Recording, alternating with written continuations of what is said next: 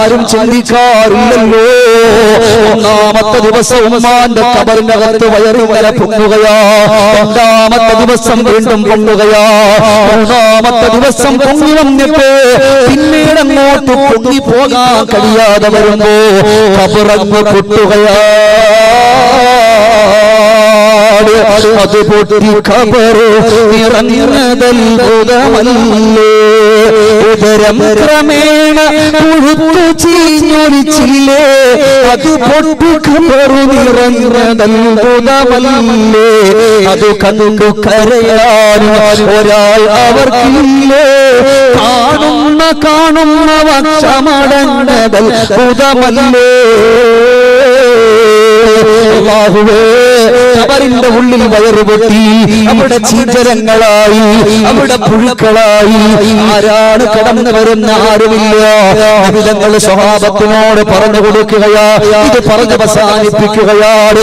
നബിതങ്ങൾ പറഞ്ഞു, സ്വഹാബ, ആര് കടന്നു വന്നില്ലെങ്കിലും, മക്കൾ വന്നില്ലെങ്കിലും, എന്റെ ഭാര്യ വന്നിട്ടില്ലെങ്കില്, എന്റെ ഭർത്താവ് കടന്നു വന്നിട്ടില്ലെങ്കില്, എന്റെ പ്രിയപ്പെട്ടവര് കടന്നു വന്നിട്ടില്ലെങ്കില്, എന്റെ പ്രിയപ്പെട്ട സ്വഹാബത്തേ, നിങ്ങൾക്കുണ്ടാകുന്നത് നിങ്ങൾ ചെയ്ത സ്വതക്ക മാത്രമാണ് സ്വഹാബ.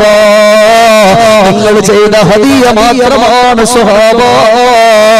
നിങ്ങൾ ചെയ്ത നന്മകള് അത് മാത്രമാണ് സ്വഹാബ. നിങ്ങളുടെ മക്കൾ ഓർത്തിട്ടില്ലെങ്കിൽ എന്താ? നിങ്ങളുടെ ഭാര്യ ഓർത്തിട്ടില്ലെങ്കിൽ എന്താ? മരിക്കുന്നതിനു മുമ്പ് നിന്റെ ഖജനാവിലേക്ക് നീ തന്നെ ഒരുക്കി തയ്യാറാക്കിക്കോ. നിന്റെ ഖജനാവിലേക്ക് നീ തന്നെ ഒരുക്കി തയ്യാറാക്കിക്കോ എന്നിവിടുന്ന് മുസ്തഫായ നബി തങ്ങൾ പറഞ്ഞു പോയെങ്കില് ഖബറിന്റെ ആദ്യത്തെ ആ രാത്രിയില് അവിടെ പ്രകാശമായി കടന്നു വരുന്ന എന്തെന്നറിയോ? നിങ്ങളുടെ നിസ്കാരമല്ല, നിങ്ങളുടെ നോമ്പല്ല, അത് സ്വതക്കയുടെ പരിശുദ്ധമാ.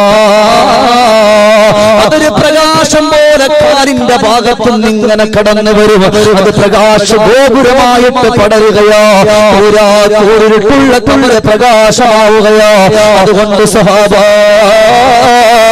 അവരെ പ്രകാശിപ്പിക്കാൻ ആഗ്രഹമുള്ളവരാണ്. നിങ്ങൾ സ്വതക്ക ചെയ്തോ സ്വഹാബ. പാവപ്പെട്ട പട്ടിണിയും മുഴുപട്ടിണിയുമായി കടന്നുകൂടുന്ന സ്വഹാബത്ത് നബിതങ്ങളോട് പറയുന്നു, നബിയേ, നിങ്ങളിൽ പലർക്കും ജോലിയില്ല നബിയേ, നിങ്ങളൊന്ന് പോകട്ടെ നബിയേ.